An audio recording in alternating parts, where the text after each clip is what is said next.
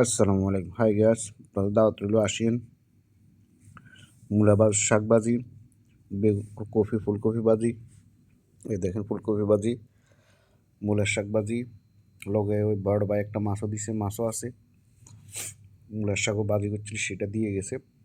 আর coffee ভাজি চলতেছে ইনশাল্লাহ। আসিয়েন, দাওয়াত রইল, দাওয়াত রইল খানা খাওয়ার জন্য। যেখানে প্রবাসে কাজ করি আসি, খানা বানাইতে বহুত ঝামেলা, বিরক্ত লাগে। এই জন্য এক ভাই মূলা ভাজি করে শাক ভাজি করতেছে, মাছ ফ্রাই করতেছে। এতে আমি কফি ভাজি করছি, গরম ভাতে চলতেছে, সেই হয়ে গেছে। আর কি অবস্থা আপনাদের?